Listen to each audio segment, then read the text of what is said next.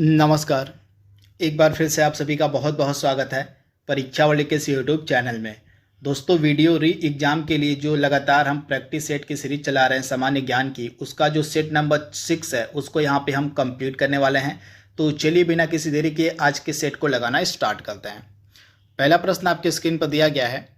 पाली में बौद्ध ग्रंथों को आमतौर पर त्रिपिटक यानी कि थ्री फोल्ड बास्केट कहा जाता है। तो इसमें से आपको बताना है कि इसमें से त्रिपिटकों में कौन सा शामिल नहीं, यानी कि जो बौद्ध ग्रंथ हैं उनको हम आमतौर पर त्रिपिटक के नाम से जानते हैं। तो इन त्रिपिटक में कौन सा शामिल नहीं है आपसे पूछा जा रहा है। तो त्रिपिटक में कौन कौन से शामिल हैं इनको सबसे पहले ये देख लेते हैं। तो अधिधम्म पिटक आपको त्रिपिटक में मिलेगा, सुत्त पिटक आपको मिलेगा, विनय पिटक मिलेगा, लेकिन उपशाका पिटक जो है आपको नहीं मिलेगा त्रिपिटक में, यानी कि ऑप्शन आपका सी यहाँ पे जो है बिल्कुल सही हो जाएगा। उपशाका पिटक त्रिपिटक में सम्मिलित नहीं है। 10वें या आखिरी सिख गुरु का नाम यहाँ पे आपसे पूछा गया कि जो आखिरी या 10वें सिख गुरु थे वे कौन थे। फटाक से इसका जवाब देने की आप कोशिश कीजिए कि 10वें सिख गुरु का नाम क्या था। इंपॉर्टेंट प्रश्न है। तो 10वें सिख गुरु का नाम क्या था, तो आप याद रखिएगा गुरु गोविंद सिंह, यानी कि ऑप्शन जो आपका डी यहाँ पे दिया गया है बिल्कुल सही जाएगा। 10वें सिख गुरु का क्या नाम था, तो गुरु गोविंद सिंह जो है ये 10वें सिख गुरु थे। तो ऑप्शन आपका डी यहाँ पे बिल्कुल सही हो जाएगा। वहीं पहले सिख गुरु कौन थे, तो पहले सिख गुरु थे गुरु नानक देव। तो ये भी चीज़ आप याद देखिएगा, गुरु नानक देव जो हैं ये पहले सिख गुरु थे, और 10वें यानी कि आखिरी सिख गुरु कौन थे, तो आपके गुरु गोविंद सिंह हो जाएंगे। तो ये चीज़ आपको पता होनी चाहिए। और इसके बाद गुरु गोविंद सिंह के बारे में अगर हम बात करें तो इनका जो है जन्म स्थान कहाँ पर है, तो इनका जन्म स्थान पटना है। पटना में जो है गुरु गोविंद सिंह का जन्म हुआ था। तो ये चीज़ आप याद रखिएगा। तथा गुरु गोविंद सिंह के द्वारा ही 1699 ईस्वी में, कब, तो 1699 ईस्वी में जो है गुरु गोविंद सिंह के द्वारा ही खालसा पंथ की स्थापना की गई थी। खालसा पंथ की जो स्थापना है गुरु गोविंद सिंह के द्वारा 1699 ईस्वी में की गई थी। और सिखों के लिए जो 5 ककार हैं ये भी अनिवार्य इन्हीं के द्वारा किया गया था। जो सिखों के लिए 5 ककार होते हैं जैसे केस, कंघा, कृपाण, कच्छा, कड़ा, इनकी शुरुआत भी जो है गुरु गोविंद सिंह के द्वारा ही की गई थी। तो ये चीज़ आप याद रखिएगा। इसके बाद अगला प्रश्न आपकी स्क्रीन पर दिया गया है। हर्षवर्धन ने 5 इंडीज को अपने नियंत्रण में लिया था। तो आपको बताना है कि इसमें से 5 इंडीज कौन कौन से थे, 5 स्थान कौन कौन से थे जिनको हर्षवर्धन ने अपने नियंत्रण में लिया हुआ था। इंपॉर्टेंट प्रश्न है।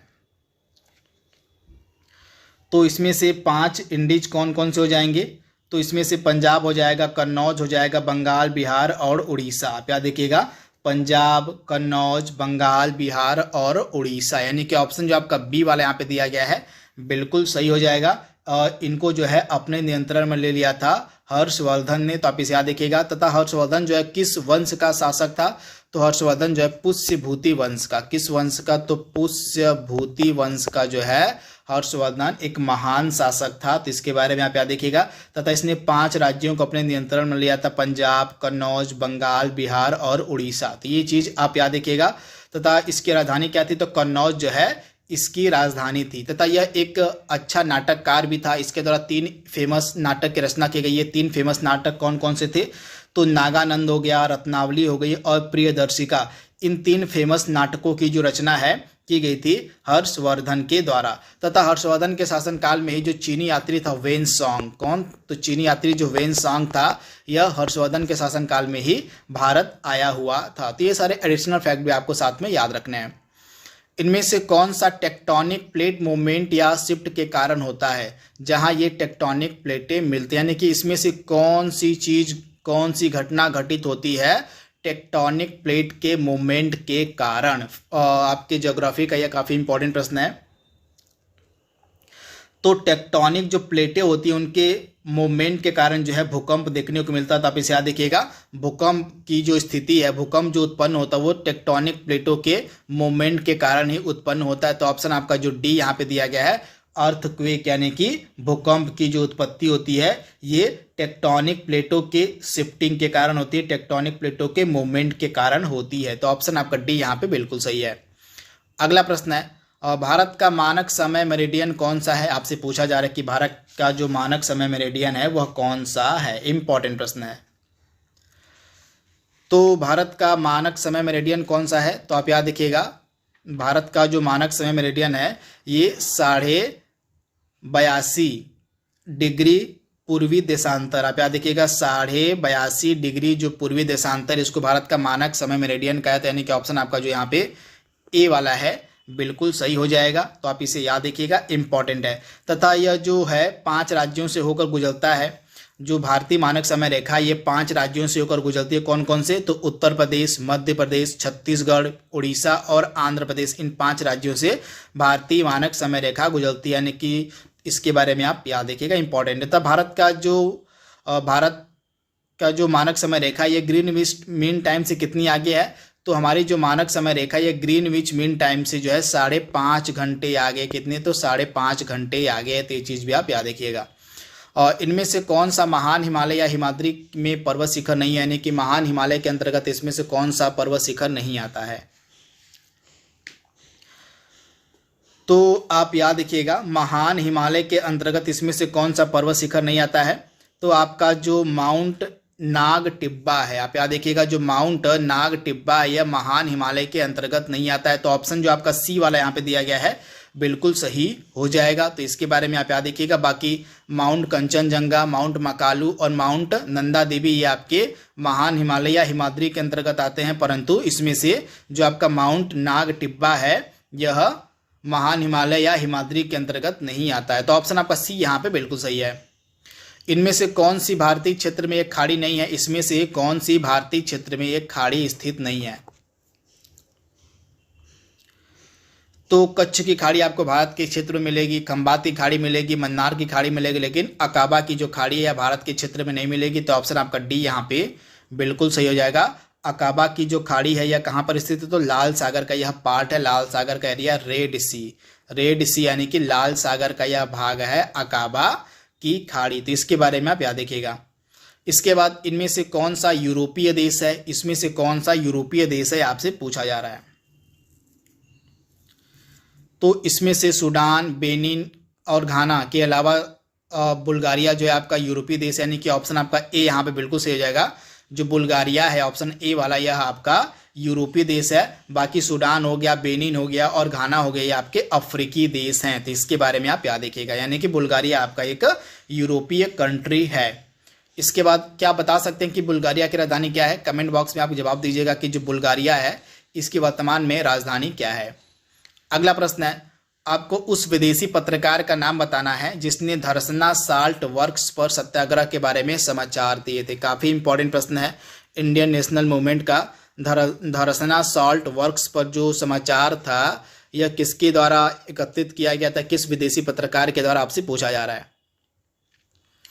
तो धरसना जो साल्ट वर्क्स था इसके ऊपर जो रिपोर्टिंग थी वह किसके द्वारा की गई थी, तो राइट आंसर आपका क्या हो जाएगा, राइट आंसर आपका हो जाएगा वेब मिलर, यानी कि ऑप्शन आपका जो यहाँ पे सी वाला है बिल्कुल सही जाएगा। वेब मिलर यह अमेरिकी पत्रकार था, इसी के द्वारा जो है धरसना सॉल्ट वर्क्स पर सत्याग्रह के बारे में समाचार दिए गए थे। तो इसके बारे में आप याद रखिएगा, वेब मिलर आपका राइट आंसर हो जाएगा। और कृत्रिम उपग्रह पृथ्वी से किसकी सहायता से सुस्पष्टता से ट्रैक किए जा सकते हैं, कृत्रिम उपग्रह पृथ्वी से सुस्पष्टता से ट्रैक किए जा सकते हैं, किसकी मदद से, किसकी सहायता से, तो राइट आंसर आपका क्या हो जाएगा, डॉपलर प्रभाव की सहायता से जो कृत्रिम उपग्रह होते हैं इनको जो है आसानी से ट्रैक किया जा सकता है। तो ऑप्शन आपका सी यहाँ पे बिल्कुल सही हो जाएगा, डॉपलर प्रभाव से। अगला प्रश्न आपके सामने है, भारत में प्रथम नियमित जनगणना किस वर्ष से शुरू हुई थी, भारत में प्रथम नियमित जो जनगणना थी यह किस वर्ष से स्टार्ट हुई थी। तो आइए इसकी टाइमलाइन को सबसे पहले जान लेते हैं। तो सबसे पहली चीज़ आप याद रखिएगा, हमारे देश में प्रथम जनगणना कब हुई थी, तो 1872 में। आप याद रखिएगा हमारे देश में जो प्रथम जनगणना थी यह 1872 में स्टार्ट हुई थी। किसके समय काल में, तो लॉर्ड मेयो के समय काल में। किसकी, तो लॉर्ड मेयो के समय काल में जो पहली नियमित जनगणना थी यह स्टार्ट हुई थी। तो ये चीज़ आप याद रखिएगा। वहीं 1872 में पहली जनगणना हुई थी लॉर्ड मेयो के समय काल में। वहीं नियमित रूप से जो जनगणना थी वह 1881 से स्टार्ट होती है। तो ऑप्शन आपका यहाँ पे बी बिल्कुल सही हो जाएगा। नियमित रूप से जो जनगणना थी वह 1881 से स्टार्ट होती है। किसके समय काल में? तो रिपन के समय काल में, लॉर्ड रिपन के समय काल में जो नियमित जनगणना थी वह स्टार्ट होती है। यानी कि ऑप्शन आपका जो बी वाला है बिल्कुल सही हो जाएगा, 1881। एफला नामक विष किससे निकलता है? आपसे पूछा जा रहा है कि एफला नामक जो विष है किससे निकलता है? तो एफला नामक विष किससे निकलता है? तो कवक से, यानी कि ऑप्शन आपका सी यहाँ पे बिल्कुल सही हो जाएगा, कवक से। अगला प्रश्न है, भारत के इन पड़ोसी देशों में से कौन सा देश गलत तरीके से अपने राष्ट्रीय खेल से मेल खाता है? यानी कि इसमें से कौन सा सुमेलित नहीं है? एक तरफ आपको देश दिए गए हैं, एक तरफ उनके राष्ट्रीय खेल दिए गए हैं, तो इसमें से आपको बताना है कि कौन सा सही सुमेलित नहीं है। तो अफगानिस्तान का बुर्ज काशी बिल्कुल सही है। बांग्लादेश का क्रिकेट बिल्कुल ही गलत है, बांग्लादेश का क्रिकेट नहीं है बल्कि क्या है? तो बांग्लादेश का जो राष्ट्रीय खेल है वो है कबड्डी है। क्या है? तो बांग्लादेश का जो राष्ट्रीय खेल है वह क्या है? तो कबड्डी है। तो ये चीज़ आप याद रखिएगा। इसके अलावा भूटान का तीरंदाजी बिल्कुल सही है, नेपाल का वॉलीबॉल जो है बिल्कुल सही है। तो ये चीज़ आप याद रखिएगा। ऑप्शन आपका बी यहाँ पे सुमेलित नहीं था। बांग्लादेश का क्या हो जाएगा? तो बांग्लादेश का जो राष्ट्रीय खेल है वो कबड्डी है। और इनमें से कौन सा संघ सूची का विषय नहीं है? इसमें से कौन संघ सूची का विषय नहीं है आपको बताना है। तो इसमें से जो आपका परमाणु ऊर्जा हो गया, विदेश मामले हो गए और युद्ध और शांति, ये तीनों आपके संघ सूची के विषय हैं, लेकिन सार्वजनिक स्वास्थ्य जो है आपका संघ सूची का विषय नहीं है। तो आप इसे याद रखिएगा, जो सार्वजनिक स्वास्थ्य या राज्य सूची का विषय है। तो ये चीज़ आप याद रखिएगा। ऑप्शन आपका ए यहाँ पे बिल्कुल सही हो जाएगा। बाकी तीनों परमाणु ऊर्जा हो गया, विदेश मामले हो गए और युद्ध और शांति, ये तीनों आपके किसके विषय हैं? तो ये तीनों आपके जो हैं संघ सूची के विषय हैं, सिवाय इसमें सार्वजनिक स्वास्थ्य के। तो ये चीज़ आप याद रखिएगा। तथा कितने भी सूची हैं हमारे भारतीय संविधान में? तो एक आपकी स्टेट लिस्ट हो गई, एक आपकी सेंट्रल लिस्ट हो गई और एक आपका हो गया समवर्ती सूची। तो इन तीनों में कितने कितने विषय हैं ये जान लेते हैं। तो संघ सूची में आपके 100 विषय वर्तमान में हैं, राज्य सूची में वर्तमान में 61 विषय हैं और समवर्ती सूची में वर्तमान में 52 विषय हैं। तो ये चीज़ आप याद रखिएगा। अगला प्रश्न आपके सामने है, विश्व ओजोन दिवस कब मनाया जाता है? विश्व ओजोन दिवस कब मनाया जाता है?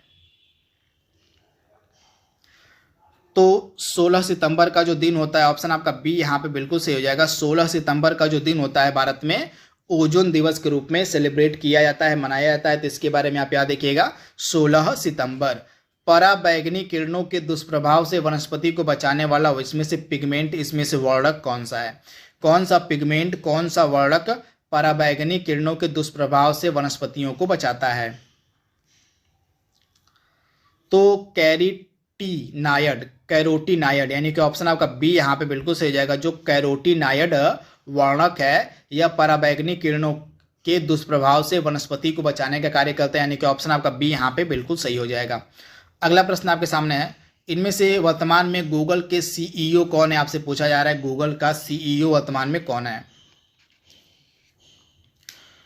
तो वर्तमान में गूगल का सीईओ कौन है? तो आपके हो जाएंगे, गूगल के सीईओ हैं आपके सुंदर पिचाई, यानी कि ऑप्शन आपका ए यहाँ पे बिल्कुल सही हो जाएगा, सुंदर पिचाई। तथा गूगल की पेरेंट कंपनी कौन सी है? अल्फाबेट है। अल्फाबेट जो है यह गूगल की पेरेंट कंपनी है। तो ये चीज़ आप याद रखिएगा। इसमें से कौन सी जिम्बाब्वे की राजधानी है? जिम्बाब्वे की राजधानी इसमें से कौन सी आपको पहचानना है? तो जिम्बाब्वे की राजधानी आपकी हरारे हो जाएगी। ऑप्शन आपका डी यहाँ पे बिल्कुल सही हो जाएगा। जिम्बाब्वे की राजधानी क्या है? तो जिम्बाब्वे की राजधानी वर्तमान में हरारे है। तो ये चीज़ आप याद रखिएगा, इंपॉर्टेंट है। चलिए, ये तीनों जो राजधानियाँ दी गई हैं, क्या आप बता सकते हैं कि किन किन देशों की राजधानी है? इस्लामाबाद किसकी राजधानी है? काबुल किसकी राजधानी है? अबू धाबी किसकी राजधानी है? इसको आपको कमेंट बॉक्स में बताना है कि ये तीनों राजधानियाँ किस देश की हैं। अगला प्रश्न आपके सामने है, भूटान की मुद्रा यहाँ पे पूछी जा रही है कि कौन सी भूटान की मुद्रा है, करेंसी है?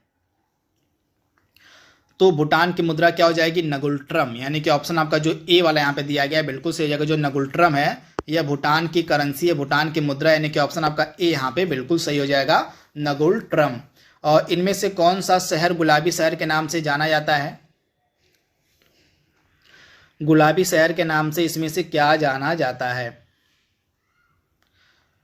तो जयपुर को हम गुलाबी शहर कहते हैं, यानी कि ऑप्शन आपका सी यहाँ पे बिल्कुल सही हो जाएगा। जयपुर को हम गुलाबी शहर के नाम से जानते हैं। अगला प्रश्न आपके सामने है, एक तरफ आपको कुछ वित्तीय संस्थाएं दी गई हैं और एक तरफ उनके स्थापना का वर्ष दिया गया है, तो इसमें से आपको बताना है कि कौन सा एक सुमेलित है। तो आइए देख लेते हैं इस प्रश्न को। राष्ट्रीय आवास बैंक की स्थापना कब की गई थी? तो 1988 में की गई थी। तो पहला वाला ही बिल्कुल सही है, 1988 वाला आपका बिल्कुल सुमेलित है। भारतीय निर्यात आयात बैंक, जिसको हम एक्जिम बैंक के नाम से जानते हैं, इसकी स्थापना किस वर्ष में की गई थी? तो 1972 में नहीं की गई थी, बल्कि 1982 में की गई थी। इसके बाद LIC की स्थापना किस वर्ष में की गई थी? LIC की यहाँ पे बात हो रही है। जो LIC है, life insurance corporation of India जो है, इसकी स्थापना किस वर्ष में की गई थी? तो यह भी आपका 1975 दिया गया, जो कि बिल्कुल ही गलत है। LIC की स्थापना जो है 1975 में नहीं की गई थी। 1975 में नहीं, बल्कि 1956 में जो है LIC की स्थापना की गई थी। वहीं क्षेत्रीय ग्रामीण बैंक की यहाँ पे बात हो रही है। क्षेत्रीय ग्रामीण बैंकों की स्थापना कब की गई थी? तो 1975 यहाँ पे हो जाएगा। तो यहाँ पे नीचे के तीनों आपके सुमेलित नहीं थे और ऑप्शन ए वाला ही आपका सुमेलित था, तो इसके बारे में आप याद रखिएगा। निम्नलिखित में से कौन भारत का प्रथम मुख्य न्यायाधीश थे? भारत के प्रथम मुख्य न्यायाधीश कौन थे, आपसे पूछा जा रहा है। तो भारत के प्रथम मुख्य न्यायाधीश कौन थे? तो हीरालाल जे कानिया। आप याद देखिएगा, हीरालाल जे कानिया जो हैं भारत के प्रथम मुख्य न्यायाधीश थे, यानी कि ऑप्शन आपका ए यहाँ पे बिल्कुल सही हो जाएगा।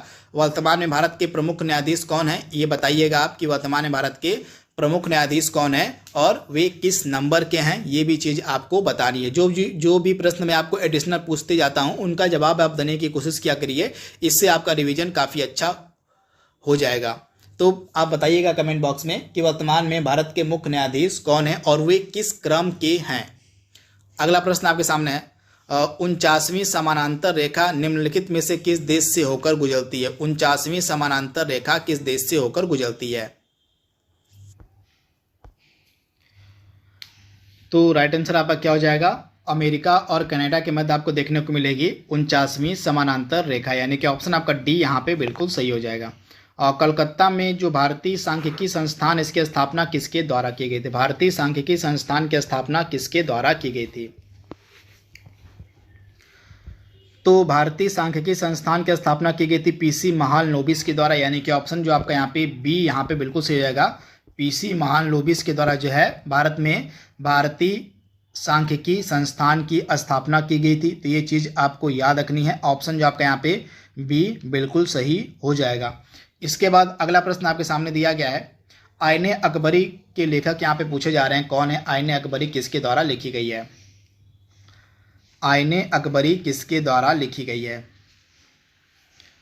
तो अबुल फजल, यानी कि ऑप्शन जो आपका यहाँ पे सी है बिल्कुल सही हो जाएगा। अबुल फजल के द्वारा जो है आईने अकबरी को लिखा गया, यानी कि ऑप्शन आपका सी यहाँ पे बिल्कुल सही हो जाएगा। निम्नलिखित में से कौन सा एक प्राइमरी स्टोरेज डिवाइस है? इसमें से कौन सा एक प्राइमरी स्टोरेज डिवाइस है, आपसे पूछा जा रहा है।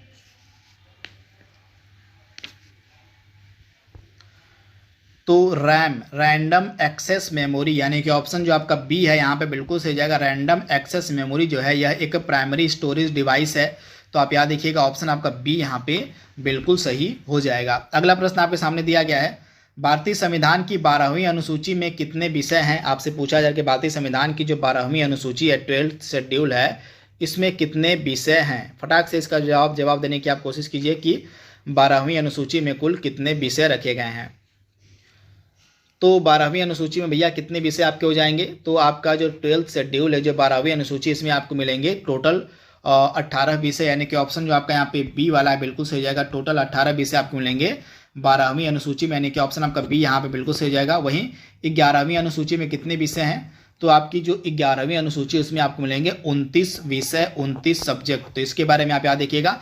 11वीं जो अनुसूची हमारे किससे संबंधित है? तो पंचायती राज से रिलेटेड है, और 12वीं अनुसूची आपकी नगर पालिकाओं से रिलेटेड है। तो ये चीज़ आप याद रखिएगा। इसमें से एक तरफ राज्य दिए गए हैं, उनकी राज्यसभा की सीटें दी गई हैं, तो इसमें इसको आपको सुमेलित करना है कि कौन सा इसमें सुमेलित है। तो बिहार में राज्यसभा सीटों की संख्या कितनी है? तो आप याद रखिएगा, बिहार में राज्यसभा सीटों की संख्या 16 है।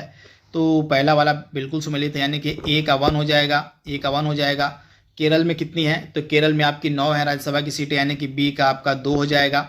असम में कितनी है, तो असम में जो है आपकी राज्यसभा की सीटें कितनी हैं, तो असम में आपकी 7 हैं, यानी कि सी का 3 हो जाएगा। और हरियाणा में कितनी है, तो हरियाणा में जो है 5 है, यानी कि डी का आपका हो जाएगा 4। तो इस प्रकार से 1 2 3 4 सभी आमने सामने दिए गए हैं, तो आपका राइट आंसर हो जाएगा। अगला प्रश्न आपके सामने है, भारतीय संविधान की प्रस्तावना में किस प्रकार की स्वतंत्रता का उल्लेख नहीं है। प्रस्तावना से प्रश्न कई बार एग्जाम में पूछ लिए जाते हैं, तो प्रस्तावना आपको दिमाग में बैठा लेनी चाहिए, क्योंकि प्रस्तावना एक ऐसा टॉपिक है जिससे प्रत्येक वर्ष एग्जाम्स में प्रश्न पूछे जाते हैं। तो हमारी जो प्रस्तावना है, हमारी जो प्रियम्बल है, इसमें कितने प्रकार की स्वतंत्रताओं का जिक्र है, तो 5 प्रकार की स्वतंत्रताओं का जिक्र है। कौन कौन सी? विचार हो गया, अभिव्यक्ति हो गया, विश्वास हो गया, धर्म हो गया और उपासना हो गया। तो इसमें से कौन सी स्वतंत्रता का जिक्र नहीं है, तो पंथ निरपेक्ष, यानी कि ऑप्शन आपका डी यहाँ पे बिल्कुल सही है। पंथ निरपेक्ष का उल्लेख इसमें नहीं है। हमारी लिबर्टी में, स्वतंत्रता में आपके 5 चीज़ें मिलेंगी। कौन कौन सी 5 हैं, तो एक आपका विश्वास हो गया, उपासना हो गया, धर्म हो गया और 2 बचे आपके, एक विचार हो गया और एक अभिव्यक्ति हो गया। इन 5 प्रकार की स्वतंत्रता का जिक्र आपको मिलेगा उद्देशिका, यानी कि हमारी प्रस्तावना में, हमारे प्रीएम्बल में। और इसमें से निम्नलिखित में से किस अवसर पर सोहर लोकगीत का गायन किया जाता है। और सोहर जो लोकगीत है, इसका गायन किस अवसर पर किया जाता है, आपसे पूछा जा रहा है। तो सोहर का जो गीत है यह आपका किस अवसर पर गाया जाता है, तो बच्चे के जन्म के अवसर पर। आप याद देखिएगा, बच्चे के जन्म के अवसर पर, यानी कि ऑप्शन आपका ए यहाँ पे बिल्कुल सही हो जाएगा। तो दोस्तों, इस प्रकार से वीडियो के री एग्जाम के लिए जीके जीएस की जो प्रैक्टिस सेट की हम सीरीज चला रहे थे, उसका जो सेट नंबर 6 है उसको हमने यहाँ पे कंप्लीट कर दिया है। आई होप ये वीडियो आपको पसंद आएगा, आपके आने वाले एग्जाम्स के लिए फायदेमंद होगा। तो इसी उम्मीद के साथ इस वीडियो को कहीं पर रोकते हैं। तो आज के लिए बस इतना ही। Thank you, thanks for watching.